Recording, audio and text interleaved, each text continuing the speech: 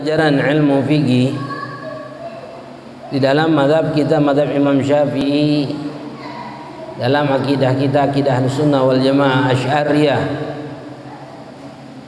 Dalam pembahasan tersebut dalam kitab Safinatun Najah dan syarah-syarah daripada kitab Safinatun Najah, baik itu Ar-Raja ataupun Kasyifatus Syaja ataupun Ghayatul Munah, di dalam syarah kitab Safinatun Najah.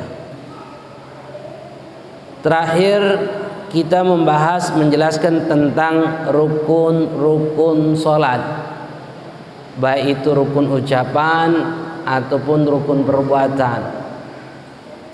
Rukun ucapan yang diwajibkan di dalam salat ada 5. Yang pertama takbiratul ihram, yang kedua Al-Fatihah, yang ketiga tasyahudul akhir, yang keempat salawat di dalam tasyahudul akhir, yang kelima salam.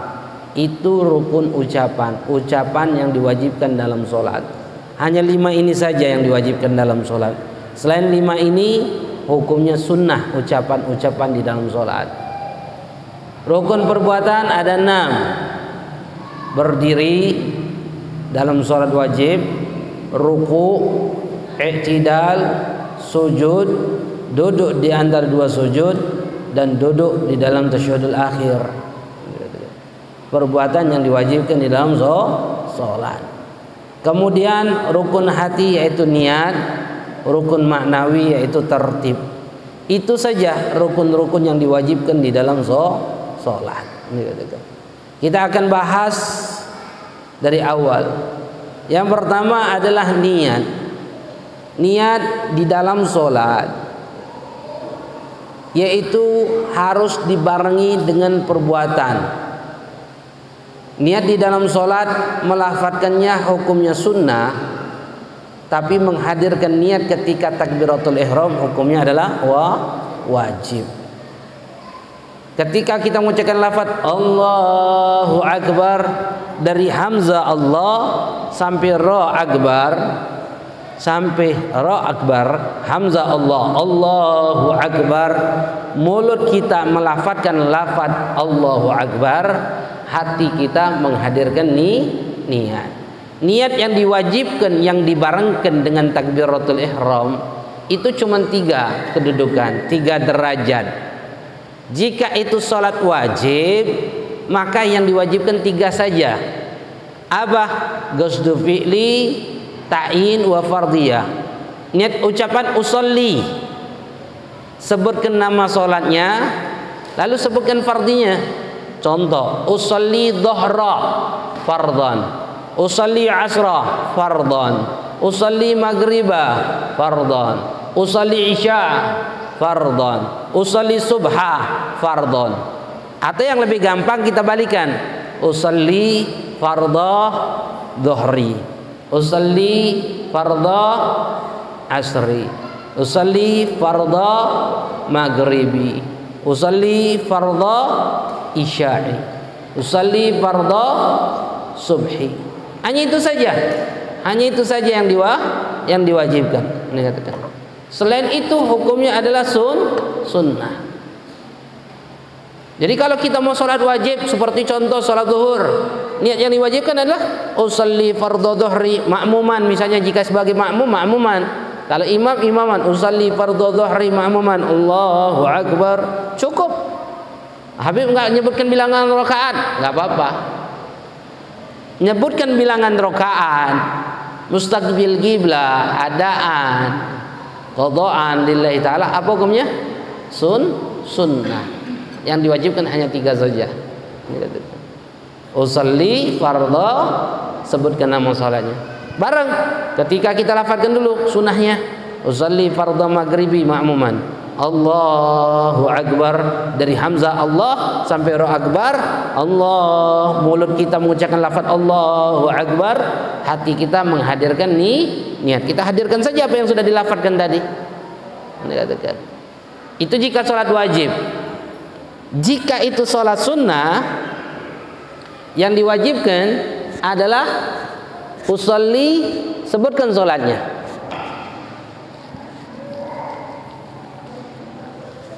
Contoh misalnya sholat duha. Sholat duha, yang diwajibkan sholat duha itu adalah usolli duha. Kalau qabliyat zuhur, usolli qabliyat zuhri. Kalau ba'diyat zuhur, usolli ba'diyat zuhri. Kalau sholat tarawih, usolli tarawih. Witir, usolli witra.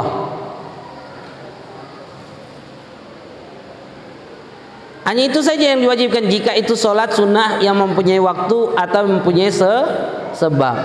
Habib menyebutkan sunnah, usolli sunatan doa, rokaaten, adaan, mustaqbil qiblah, lillahi ta'ala, pokoknya sunnah semua yang itu.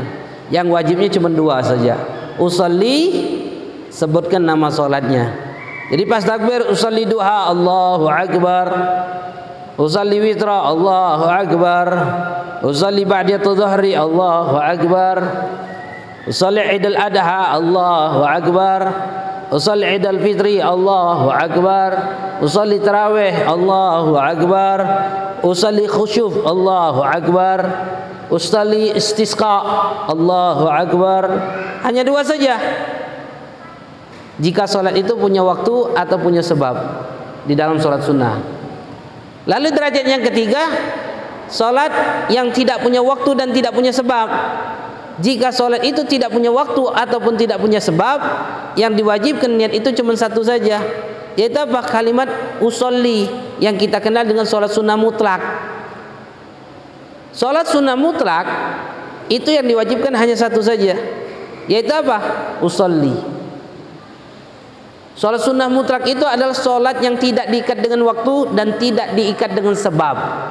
Artinya bebas. Bebas sholatnya. Mau 1 rakaat, 2 rakaat, 3, 4, 1000 rakaat, bebas. Hanya tidak diperbolehkan di waktu-waktu yang diharamkan untuk kita lakukan sholat saja, yaitu habis sholat subuh nggak boleh sholat sunnah. Kemudian habis sholat asar nggak boleh. Terbit ketika matahari di tengah-tengah langit nggak boleh. Ketika waktu tulul fajar, terbitnya bukan tulul fajar, tulul syams, terbitnya matahari, dan sampai waktu istiwa, sampai bukan waktu istiwa, sampai qadr ramhin, ukuran tombak, yaitu mulai 15 menit setelah terbit matahari, waktu isyraq. Waktu sholat isyraq itu terbitnya matahari dan melalui lewat 15 menit, kemudian baru masuk waktu isyraq dikatakan. Nah, waktu itu ketika terbit matahari haram melakukan sholat yang dinamakan nafil mutlak, nggak boleh dikatakan. Jadi niat di dalam nafil mutlak itu cukup usolli saja, usolli Allahu Akbar dikatakan. Ini derajat niat di dalam sholat. Jika mau niat di dalam sholat, lihat saja. Jika sholat wajib, yang diwajibkan berapa? 3. Usolli fardhu, sebutkan nama sholatnya. Jika sholat sunnah yang punya waktu atau punya sebab, yang diwajibkan niat dibarengkan dengan takbiratul ihram. 2. Usolli, sebutkan nama sholatnya. Jika sholat itu nafil mutlak yang tidak diikat dengan waktu dan sebab, maka yang diwajibkan niat itu cukup kalimat usolli saja. Atau boleh pakai bahasa Indonesia, niat sholat, niatku sholat, atau sahajaku sholat, fardu subhi, cukup dikatakan. Atau bahasa Jawa, niat ingsun sholat, wajib zuhur lillahi ta'ala, Allahu Akbar, boleh. Yang penting niatnya, kalimatnya adalah usolli, niatku sholat, atau kalimatnya usolli ini katakan.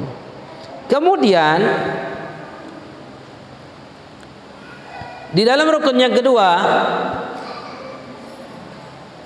setelah kita niat, sebagaimana di dalam satu riwayat hadis, niat ini penting. Dalam mazhab Syafi'i wajib niat, beda di luar mazhab Syafi'i. Seperti Hanafi itu tidak mewajibkan niat. Kalau Hanafi itu tidak wajibkan niat. Artinya kalau mau sholat tinggal takbir saja, ini katakan. Itu menurut mazhab Hanafi, ini katakan. Kemudian yang kedua adalah takbiratul ihram, ini katakan. Takbiratul ihram. Karena dalam satu riwayat hadis Rasulullah SAW mengatakan idza qumta ila shalah fakabbir. Jika kalian tegak untuk melakukan salat maka takbirlah, kata Rasulullah. Juga Rasulullah SAW mengatakan miftahus shalah al-wudu wa tahrimuha takbir wa tahliluha taslim. Rasulullah SAW mengatakan miftahus shalah, kunci salat itu wudu, wa tahrimuha, tahrimnya itu takbir, tahliluha, dihalalkannya dengan taslim, dengan mengucapkan salam, kata Rasulullah SAW. Makanya disunahkan untuk bukan disunahkan tapi merupakan rukun di dalam salat itu merupakan takbir dengan lafaz Allahu Akbar. Dan juga ini dilakukan oleh Rasulullah SAW. Dan juga Rasulullah SAW memerintahkan kepada sahabat, "Shallu kama ra'aitumuni usolli." Salatlah kalian sebagaimana kalian melihat diriku salat, kata Rasulullah SAW. Makanya di dalam satu riwayat Imam Ahmad Abu Humaid Asy-Sya'idi rahimahullah, Rasulullah SAW mengatakan anna Nabi SAW kana idza ftataha as-salah istaqbala al-qiblah wa rafa'a yadayhi wa qala Allahu Akbar. Adanya Rasulullah SAW jika memulai salat menghadap kiblat, mengangkat kedua tangannya lalu mengucapkan Allahu Akbar. Makanya di dalam solat kita harus mengucapkan lafaz Allahu Akbar. Ini katakan lafaz Allahu Akbar ini merupakan daripada kalimat takbir. Takbir di dalam solat itu ada dua. Ada takbiratul ihram, hukumnya wajib. Ada takbir intiqalat, takbir perpindahan, hukumnya sunnah. Takbiratul ihram hukumnya wajib, Allahu Akbar wajib. Tapi takbir perpindahan, Allahu Akbar, Sami Allahu liman hamidah, Allahu Akbar, Allahu Akbar, Allahu Akbar, hukumnya adalah sunnah. Artinya enggak takbir juga enggak apa-apa di dalam takbir perpindahan. Tapi kalau takbiratul ihram hukumnya adalah wajib, dikatakan.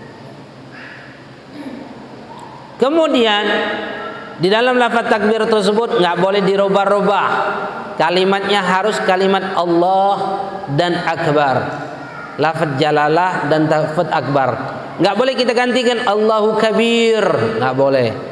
Allahur Rahim, nggak boleh. Allahur Rahman, nggak boleh. Tapi boleh disifat-sifati dengan sifat Allah. Tapi tidak boleh lebih dari 3 sifat, kata ulama. Di dalam sifat tersebut disela-selai. Contoh, Allahur Rahmanul Akbar boleh, Allahur Rahimul Akbar boleh, Allahur Rahmanur Rahimul Akbar boleh. Tapi sunnahnya tidak ditambahkan. Jikalaupun kita mau tambahkan, boleh tidak? Boleh. Ini katakan. Jadi mau takbir, Allahur Rahmanul Akbar, boleh nggak? Boleh. Ini katakan. Nanti kita bahas di dalam syarat sahnya takbiratul ihram itu, nanti kita bahas. Ada 16 syarat di dalam syarat sahnya takbiratul ihram. Jika satu saja takbir tidak dilakukan syarat itu, maka tidak sah takbirnya. Kalau takbirnya nggak sah, sholatnya nggak sah. Ini katakan. Makanya penting nanti kita bahas di dalam syarat sahnya takbir tersebut. Ini katakan. Kemudian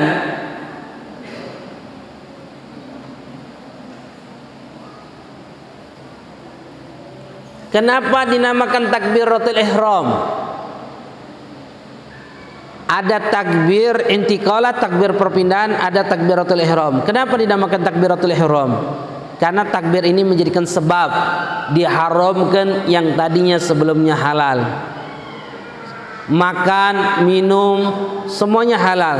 Tapi kalau sudah takbir Allahu Akbar, makan hukumnya jadi haram, minum jadi haram.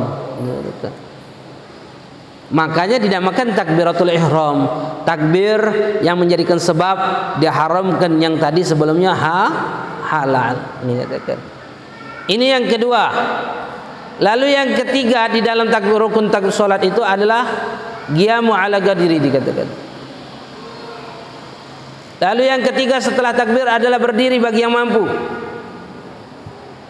Berdiri ini di dalam salat wajib, hukumnya wajib untuk salat.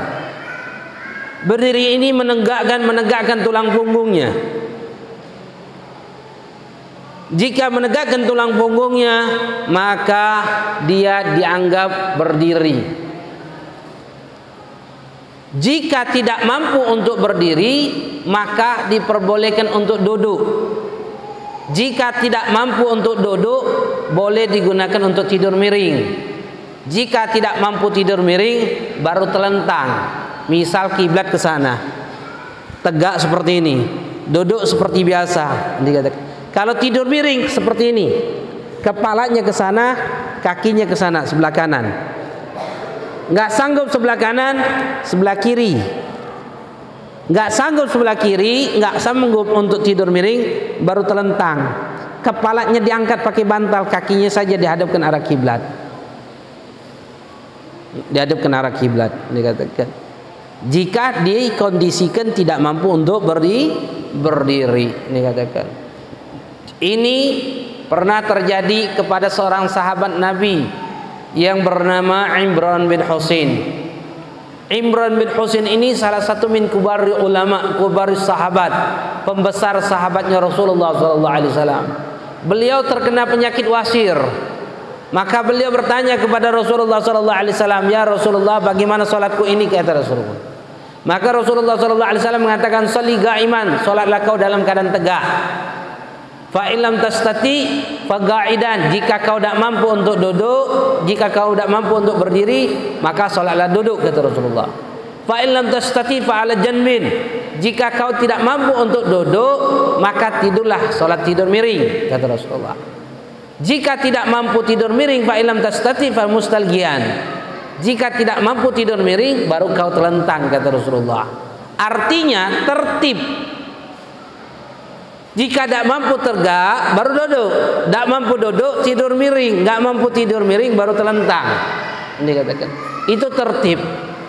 Imran bin Husain ini adalah seorang sahabat yang luar biasa, pembesar daripada sahabatnya Rasulullah SAW. Dalam riwayat, malaikat terang-terangan datang memberikan salam kepada sahabat ini, Imran bin Husain, ketika beliau dalam keadaan sakit. Pada saat beliau sakit, beliau minta doa sama Rasulullah, ya Rasulullah, doakan aku ya Rasulullah, supaya aku sembuh ya Rasulullah. Didoakan oleh Rasulullah SAW. Sembuhlah Imran bin Husain. Setelah sembuh, Imran bin Husain datang melapor kepada Rasulullah SAW dalam keadaan menangis. Lalu mengatakan kepada Rasulullah SAW, ya Rasulullah, ihtajaban malaika anni ya Rasulullah, malaikat sudah tidak datang lagi kepadaku ya Rasulullah. Apa salahku ya Rasulullah? Apa dosaku ya Rasulullah, sehingga malaikat enggak datang lagi kepadaku ya Rasulullah? Wa qala Rasulullah sallallahu alaihi wasallam, ihtijabuhum anka bisababi syifaika, tercegahnya para malaikat datang kepada engkau ya Imran bin Husain karena kau sudah sehat. Maka Imran bin Husain mengatakan kepada Rasulullah sallallahu alaihi wasallam, "Udhu Allah bi'udil maridi ya Rasulullah." Mintakan lagi kepada Allah ya Rasulullah, supaya Allah balikan aku lagi sakit ya Rasulullah. Subhanallah. Apa didoakan lagi oleh Rasulullah? Balik lagi sakit kepada Imran bin Husain. Ketika balik lagi sakit tersebut, datang lagi malaikat memberikan salam terang-terangan kepada Imran bin Husain. Masya Allah. Makanya orang kalau sakit, itu malaikat mendatangi orang tersebut. Allah mendekatkan zatnya kepada hambanya ketika kita sakit. Tapi sebaliknya, kalau kita sehat, kita yang mendekatkan diri kita kepada Allah dengan ibadah, dengan sholat, dengan wiridan, dengan duduk dalam majlis ta'lim. Kita mendekatkan diri kita kepada Allah. Tapi kalau kita sakit, zatnya mendekatkan diri. Malaikat mendatangi kita orang. Makanya kata ulama, orang yang dalam keadaan sakit itu tidak terlepas dari 3 hal. sakit, musibah, bala, itu tidak terlepas dari 3 hal. Yang pertama adalah azab atas maksiat yang dia lakukan. Yang kedua adalah istighfar, pengampunan dosa bagi dia jika dia ridho dan nerima atas apa yang telah Allah berikan kepadanya. Lalu yang ketiga adalah mengangkat derajat. Bagi siapa? Bagi mereka yang tidak mempunyai dosa, seperti anak-anak. Bagi mereka para anbiya, para nabi-nabi Allah, para wali-walinya Allah. Mereka diberikan ujian, cobaan dan berbagai macamnya. Di antaranya ada tujuannya mengangkat derajat mereka sangat tinggi di sisi Allah Subhanahu wa taala. Kalau bagi kita orang ada 2 hal. Yang pertama azab karena dosa yang kita lakukan, atau Allah Subhanahu wa taala ingin memberikan ampunan dosa yang sudah kita lakukan. Tapi dengan syarat ridha, ikhlas, nerima dengan apa yang diberikan oleh Allah kepada kita orang. Kalau ridha, ikhlas dengan apa yang Allah berikan kepada kita orang, maka Allah akan memberikan ampunan daripada dosa-dosa yang kita lakukan dengan rasa sakit tersebut.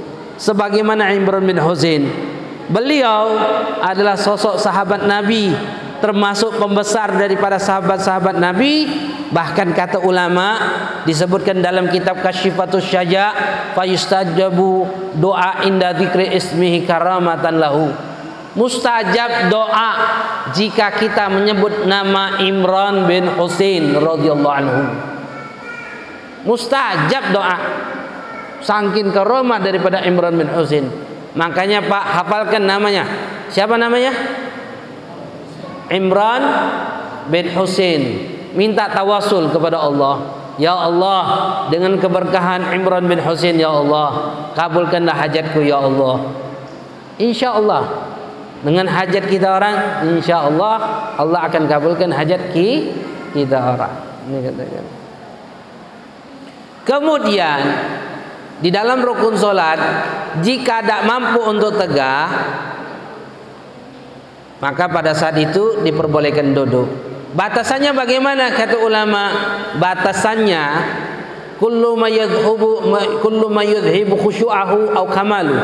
Setiap perkara yang bisa menghilangkan kekhusyuan atau kesempurnaan salat, ayasyul bihi masyaghal la tuhtamalu adatan, atau kita mendapatkan kesulitan untuk salat tegak karena penyakit yang kita dapatkan, maka pada saat itu boleh kita sholat duduk.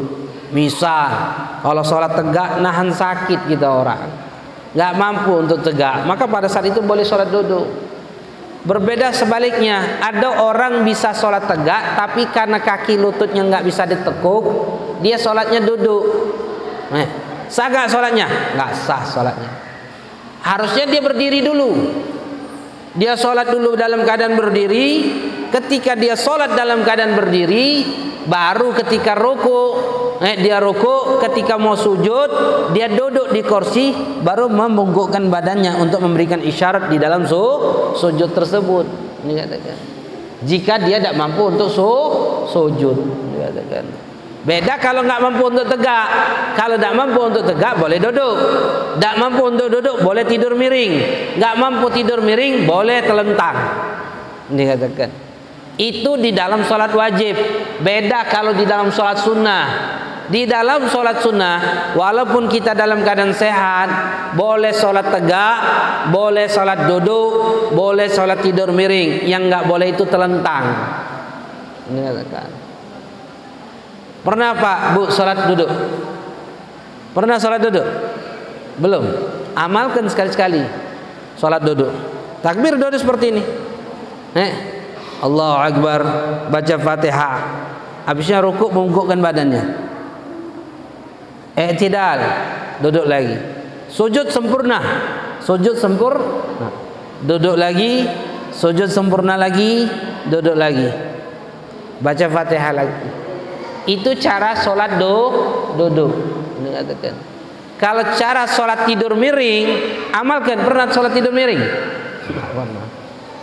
Kiblat sana nih, tidur miring pakai bantal. Ingat, ngarep seperti ini. Ingat. Baca Fatihah, baca surat, habisnya duduk. Kalau mau ruku, duduk dulu sebentar. Duduk, ruku, i'tidal, duduk lagi, sujud sempurna, duduk lagi, sujud sempurna, duduk lagi, baru tidur lagi, miring lagi. Mengatakan itu cara tidur duduk di dalam sholat sunnah. Amalkan sekali-sekali, amalkan biar kita paham bagaimana cara sholat dalam keadaan duduk dan dalam keadaan tidur miring. Dikatakan pahalanya beda, pahalanya setengah. Duduk, sholat duduk setengah pahala berdiri. Sholat tidur miring setengah pahala duduk, kata Rasulullah. Kalau tegak itu dapat 100, kalau duduk dapat 50. Kalau tidur miring dapat 25. Ini katakan. Artinya pahalanya bagi mereka yang mampu untuk sholat. Tapi bagi mereka yang tidak mampu untuk sholat, untuk tegak, sholat duduk sempurna pahalanya, nggak ada masalah. Ini dalam sholat sunnah. Kalau dalam sholat sunnah boleh sholat duduk, sekali-sekali amalkan sholat duduk, sekali-sekali amalkan sholat tidur miring, biar kita paham bagaimana cara di dalam sholat duduk dan sholat tidur miring. Ini yang ketiga. Lalu yang keempat, qiraatul Fatihah, membaca surat Al-Fatihah. Hukumnya wajib setiap rakaat di dalam sholat wajib ataupun sholat sunnah, baik imam ataupun makmum, baik sholat sendirian ataupun sholat berjamaah, wajib membaca surat Al-Fatihah di dalam setiap rakaat, wajib hukumnya. Kecuali satu kondisi, masbuk. Siapa masbuk? Makmum yang tidak sempat membaca Fatihah ukuran sedang bersama imam. Contoh, masbuk ini ada dua di dalam sholat. Bedakan masbuk di dalam sholat dan masbuk di dalam surat Al-Fatihah. Kalau masbuk dalam surat Al-Fatihah adalah masbuk yang tidak sempat membaca Fatihah yang sedang bersama imam, itu masbuk dalam surat Al-Fatihah. Kalau masbuk dalam sholat itu beda lain. Telat satu rakaat itu dianggap masbuk, telat dua rakaat itu dianggap masbuk, itu dikategorikan masbuk dalam sholat. Kalau masbuk di dalam surat Al-Fatihah beda. Makmum yang tidak sempat membaca Fatihah dengan ukuran sedang. Contoh, misal imam sudah baca surat, kita baru takbir, Allahu Akbar. Orang yang masbuk itu tidak disunnahkan lagi baca doa iftitah. Ketika takbir baru Allahu Akbar, Bismillahirrahmanirrahim, imam ruku, Allahu Akbar, maka pada saat itu kita langsung ruku. Fatihah kita mana? Tinggalkan. Fatihah kita tinggalkan untuk rukuk bersama imam. Kenapa? Karena kita masbuk. Ingetin tuh. Kalau kita masbuk, kita rukuk sama imam baru dapat satu rakaat. Kalau kita tidak rukuk bersama imam, imam tegak dari rukuk, kita baru rukuk, batal sholat kita. Karena posisi kita masbuk. Beda kalau posisi kita muafik. Apa muafik? Orang yang sempat membaca surat Al-Fatihah bersama imam, nggak boleh ruku. Dia wajib sempurnakan bacanya bacaan Fatihahnya. Contoh, ini katakan takbir, Allahu Akbar, imam baca surat, imam baca Fatihah, kita nunggu. Setelah waladhdallin, amin, kemudian kita baru baca bismillah, Bismillahirrahmanirrahim. Imam ruku, Allahu Akbar. Wajib nggak baca Fatihah? Wajib nggak? Wajib baca Fatihah, nggak boleh ruku bersama imam. Kenapa wajib? Karena kita bukan masbuk, karena kita muafik. Kita adalah orang yang sempat membaca Fatihah bersama imam. Ketika kita sempat membaca Fatihah bersama imam, wajib baca Fatihah, sempurnakan Fatihahnya. Nggak boleh kita ruku. Hanya masbuk saja yang boleh meninggalkan Fatihahnya. Siapa masbuk yang tidak sempat membaca Fatihah karena baru masuk dalam sholat contohnya. Misal imam sudah baca surat, kita takbir, Allahu Akbar, Bismillahirrahmanirrahim, Allahu Akbar, langsung kita ruku. Atau nemui imam di dalam posisi ruku, kita sini imam ruku, Allahu Akbar, kita takbir langsung, Allahu Akbar, Allahu Akbar. Jika ruku bersama imam dapat 1 rakaat. Fatihah kita bagaimana Habib? Ditanggung oleh imam. Kenapa? Karena kita masbuk, adalah makmum yang tidak sempat baca Fatihah bersama imam dengan ukuran sedang. Beda kalau kita sanggup mampu untuk baca Fatihah. Contoh, kita lambat baca Fatihahnya. Kita bacanya lambat. Bismillahirrahmanirrahim. Alhamdulillahi Rabbil Alamin. Ar-Rahmanir-Rahim. Imam takbir, Allahu Akbar. Masbuk bukan? Bukan. Wajib kita teruskan Fatihahnya. Nggak boleh ruku. Habib kan nggak sempat baca Fatihah. Nggak sempatnya itu karena jenengan lambat baca Fatihahnya. Kalau ukuran sedang baca Fatihah itu berapa menit kira-kira? Berapa detik? Berapa detik ukuran kira-kira? Sekitar 15 detik. Ukuran yang sedang untuk membaca Fatihah itu ukuran sekitar 15 detik kata ulama. Bukan kata ulama, ukuran umumnya. Contoh nih, bayangkan. Bismillahirrahmanirrahim. Alhamdulillahirabbil alamin. Arrahmanirrahim. Maliki yaumiddin. Iyyaka na'budu wa iyyaka nasta'in. Ihdinas siratal mustaqim. Siratal ladzina an'amta 'alaihim ghairil maghdubi 'alaihim waladdallin. Cukup sudah.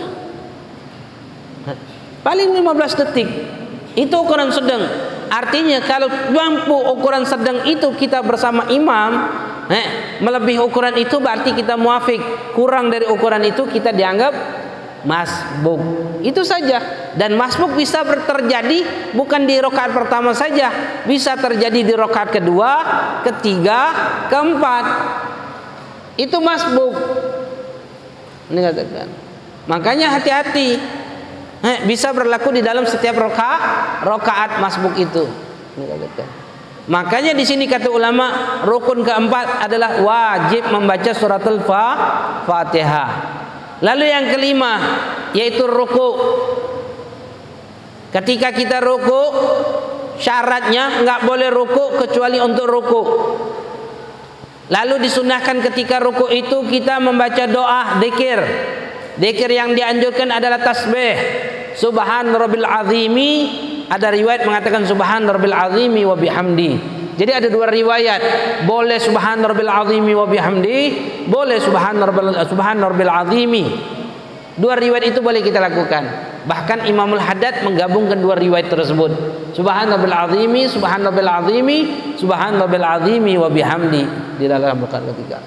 Kita orang subhan rabbil azimi wa bihamdi Habib, enggak apa-apa, silakan. Itu sunnahnya. Lalu yang keenam, tumaknina di dalam ruku itu sendiri. Harus tumaknina dengan ukuran apa? Subhanallah. Tumaknina itu apa? Diam sebentar dengan ukuran subhanallah. Ingatkan. Diam dengan ukuran subhanallah dikategorikan tumaknina. Ruku subhanallah itu sudah tumaknina. I'tidal subhanallah itu tumaknina. Sujud subhanallah itu sudah tumaknina. Dikatakan. Diam sebentar dengan ukuran subhanallah. Ini katakan. Kemudian yang kedelapan,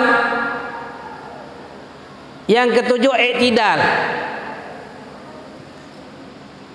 I'tidal ini adalah posisi kembali wa huwa audul musalli ila marraka minhu min qiyam uqud. Berdirinya musolli, orang yang salat itu sebelum daripada posisi ruku. Berdiri, ruku, balik lagi kepada posisi ruku. Ketika kita i'tidal, disunahkan kita baca doanya dan disunahkan untuk lafadznya tasmi' bukan takbir. Apa tasbih itu?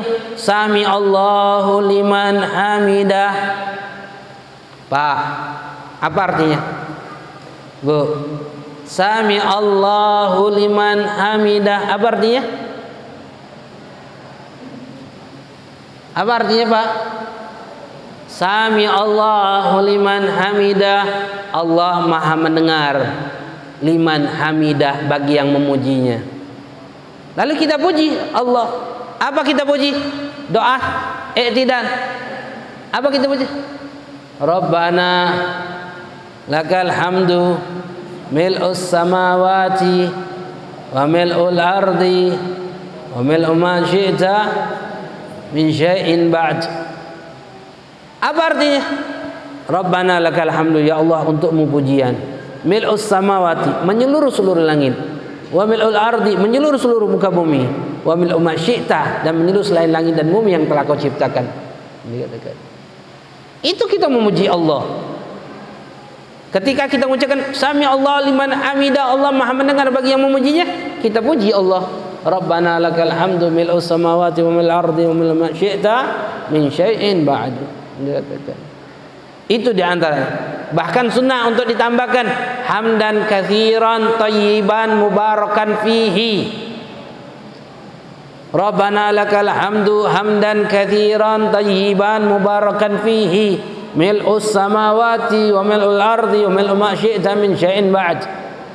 Kata ulama, kalau kita baca doa tersebut, tambahan itu, malaikat ini yang ada di langit ini berebut turun ke muka bumi hanya untuk mencatat amal baik kita orang.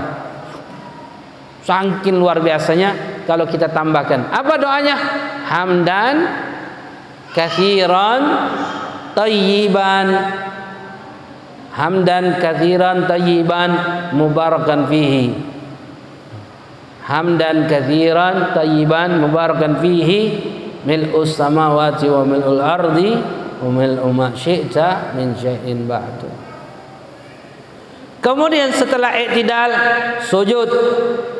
Tumakninah di dalam i'tidal dengan ukuran subhanallah, kemudian sujud marratain. Ketika sujud, disunahkan kita baca tasbih Subhan Rabbil A'la wa bihamdi. Ada dua riwayat, ada yang mengatakan Subhan Rabbil A'la, ada riwayat mengatakan Subhan Rabbil A'la wa bihamdi. Ini tasbih ini dari mana? Dari ketika turunnya ayat Quran. Ketika turun ayat Quran fasabbih bismi rabbikal azim, maka Rasulullah SAW mengatakan ij'aluha fi ruku'ikum, jadikan tasbih itu di dalam rukuk kalian. Makanya ketika kita rukuk, kita baca subhan rabbil azimi wa bihamdi. Lalu ketika turun ayat Quran sabisma rabbikal a'la, maka Rasulullah SAW mengatakan ij'aluha fi sujudikum, jadikan itu tasbih di dalam sujud kalian. Maka kita ucapkan subhana rabbil a'la wa bihamdi. Itu zikir yang dianjurkan kata ulama. Kemudian ketika kita sujud, disunahkan kita untuk memperlama dan memperbanyak doa. Karena Rasulullah SAW mengatakan agrabu ma yakunul abdu min rabbih wa huwa sajidun fakthiru doa wa gaminun an yustajaba lakum. Rasulullah SAW mengatakan agrabu ma yakunul abdu min rabbih, paling dekatnya adanya seorang hamba kepada Tuhannya, wa huwa sajidun, dia dalam keadaan sujud. Fa'aktiru doa, kata Nabi, perbanyaklah kalian doa ketika sujud. Fagaminun ayustajaba lakum, fahagik, maka akan kokoh, akan cepat doa kalian akan diijabah oleh Allah. Makanya ketika sujud doa, minta sama Allah, doa apapun, minta apapun sama Allah. Tapi kalau kita menggunakan bahasa Indonesia, jangan dilafadzkan, dalam hati saja. Tapi kalau menggunakan bahasa Arab, boleh dilafadzkan ketika sujud tersebut. Paham? Minta sama Allah, terutama istighfar. Dan di antara doa tersebut dianjurkan ketika sujud baca apa? Rabbi inni zalamtu nafsi faghfirli fa innahu la yaghfiru dzunuba illa anta. Rabbi inni zalamtu nafsi, ya Allah ya Tuhanku, aku ini menzalimi diriku sendiri. Faghfirli, ampuni dosaku. Fa innahu la yaghfiru dzunuba illa anta, karena tidak ada zat yang bisa mengampuni dosaku kecuali hanya Engkau ya Allah. Minta ampun kepada Allah Subhanahu wa taala. Rabbi inni zalamtu nafsi faghfirli fa innahu la yaghfiru dzunuba illa anta. Dalam riwayat disebutkan kalau kita baca doa itu ketika sujud, walaupun dosa kita sebanyak buih yang ada di dalam lautan, maka Allah akan ampuni dosa-dosa kita. Banyak nggak dosa kita? Banyak. Buih yang ada di lautan banyak enggak? Banyak. Jika kita meminta ampun sama Allah, Allah akan ampuni dosa kita sebanyak buih-buih yang ada di lautan tersebut. Jadi usahakan untuk selalu istighfar, wabil khusus ketika sujud. Kemudian tumaknina dalam sujud. Lalu setelah tumaknina dalam sujud, duduk di antara dua sujud. Ini katakan, ketika kita duduk di antara dua sujud, disunnahkan kita baca doa, minta kepada Allah. Doanya luar biasa. Apa doa di antara duduk di antara dua sujud? Rabbi firli warhamni wajburni warfa'ni wahdini wa'afini warfa'ni warzuqni wahdini wa'afini wa'fu anni. Apa artinya? Rabbi firli, ya Allah, ustur ma waqa'a min dzurbi wa ma sayyaqa minha. Ya Allah, ampuni dosaku. Irfir ghafarah, yaitu ampuni dosa-dosaku, tutup diriku daripada dosa yang aku lakukan dan yang akan aku lakukan. Doa Rabbi firli itu artinya. Warhamni, ya Allah, berilah kasih sayang kepadaku, rahmatan yang luas, kasih sayang luas. Wajburni, tampil aku. Aghnini, arti wajburni ini apa? Aghnini wa'tini malan katsiran, kayakan aku, berikan aku dengan harta yang sangat banyak. Arti wajburni. Warfa'ni, angkat derajatku fi dunya wal akhirah. Warzuqni, berikan aku rezeki yang halal. Wahdini, berikan aku hidayah, petunjuk untuk melakukan amal-amal yang baik. Wa'afini, afini, jaga aku. Salamni, dikatakan salimni minal bala'i dunya wal akhirah. Selamatkan aku daripada bala dunia dan akhirat. Wa'fu anni, dan ampuni dosa-dosaku. Ini katakan. Luar biasa. Ini katakan. Makanya kalau kita baca doa, Rabbi firli warhamni warzuqni Rabbi firli warhamni wajburni warfa'ni warzuqni wahdini wa'afini wa'fu anni. Luar biasa doa itu. Kalau kita pahami doa-doa tersebut, ini katakan. Karena ganjaran luar pahalanya luar biasa. Kemudian tumakninah di antara duduk di antara sujud. Kemudian tasyahudul akhir, membaca tahiyat akhir.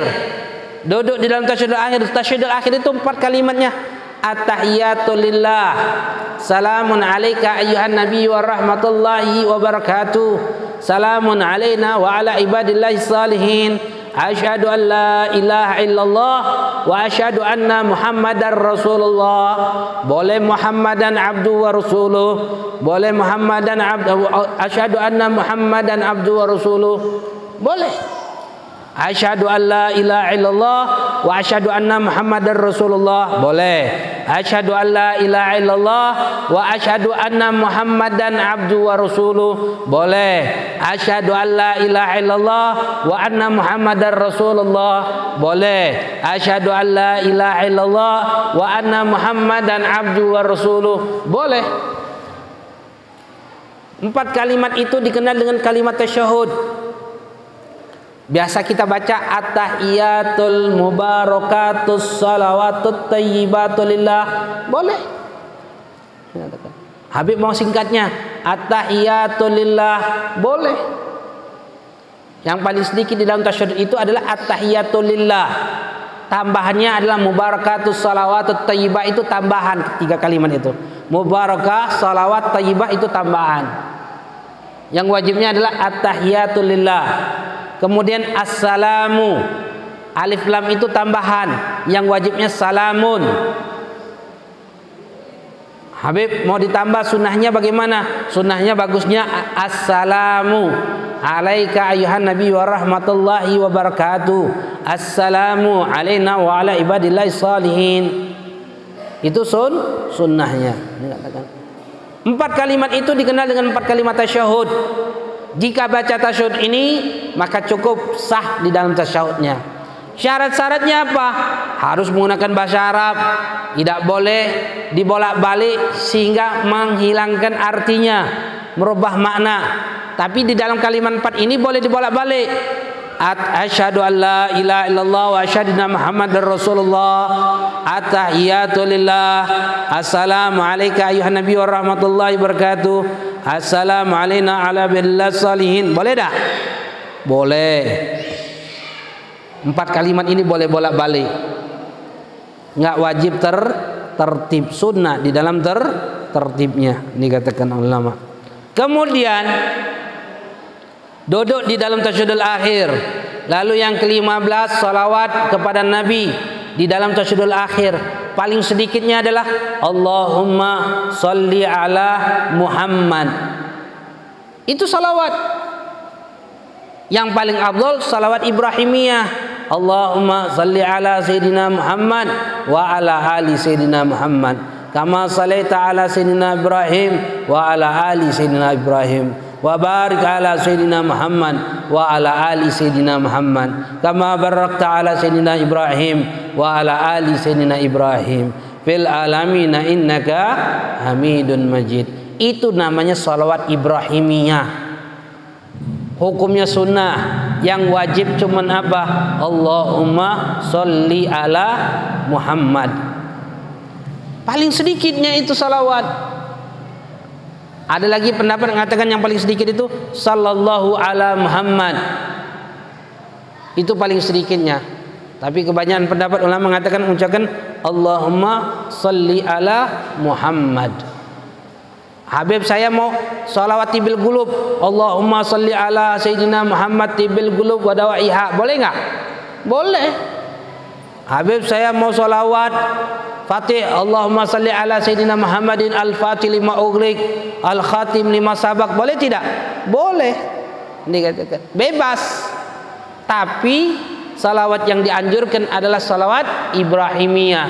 Allahumma sholli ala Sayyidina Muhammad wa ala ali Sayyidina Muhammad. Terus dikatakan itu yang paling afdalnya. Lalu setelah salawat adalah rukun yang ke-16 salam. Paling sedikit ucapan itu adalah Assalamualaikum. Itu paling sedikitnya.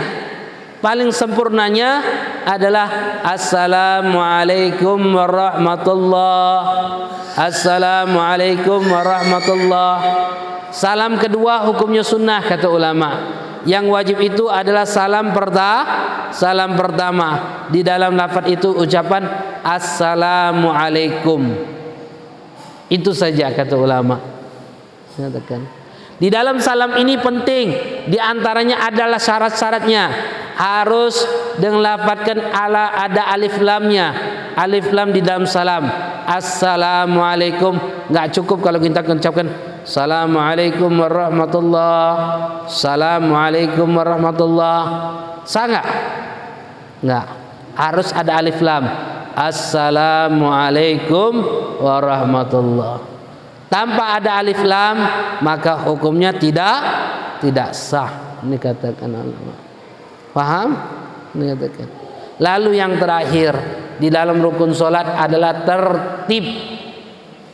Tertib di dalam rukun-rukun tersebut. Kalau seandainya kita tidak tertib maka hukumnya tidak sah. Jika kita tidak tertib maka hukumnya tidak sah. Kalau tidak sengaja nggak batal. Kalau disengaja batal kata ulama. Di dalam hal-hal rukun perbuatan, contoh habis berdiri ruku, i'tidal, sujud, harusnya seperti itu. Ninda habis Fatihah nggak ruku langsung sujud dia. Apa hukumnya? Kalau sengaja batal. Kalau tidak sengaja, apa yang harus dilakukan? Tinggal berdiri saja lagi. Lalu baru ruku, baru i'tidal, baru sujud.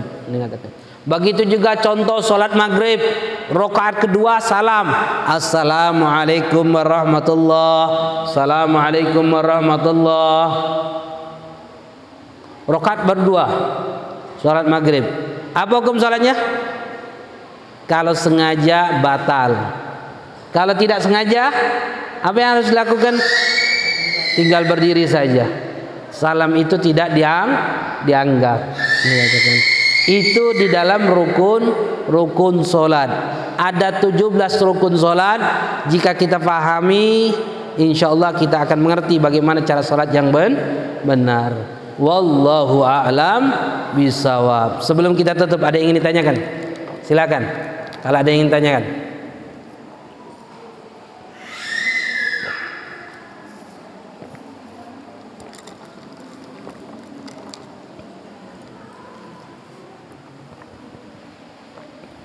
Ada? Pak, Bu? Tidak ada? Wallahu a'lam bisawab. Mudah-mudahan Allah berikan keberkahan di dalam ilmu kita, menjadikan diri kita menjadi hamba Allah yang pandai bersyukur kepada Allah, yang pandai bertakwa kepada Allah, yang pandai menjalankan perintah-perintah Allah dan menjauh segala larangan Allah. Dan juga kita mintakan kepada Allah Subhanahu wa taala untuk kita, untuk orang yang kita cintai, orang yang mencintai kita atau yang tidak senang kepada kita, atau orang-orang yang pernah berbuat baik dalam hidup kita, atau orang yang pernah kita zalimi atau yang menzalimi kita dari kaum musliman, kita mintakan kepada Allah, mudah-mudahan Allah ampuni dosa kita dan dosa mereka. Lalu Allah matikan kita dan mereka dalam keadaan husnul khatimah. Ya Allah biha, ya Allah biha, ya Allah bihusnil khatimah. Amin ya rabbal alamin. Qala Rasulullah sallallahu alaihi wasallam, afdal ma qultu ana wa nabiyyuna min qabli, la ilaha illallah.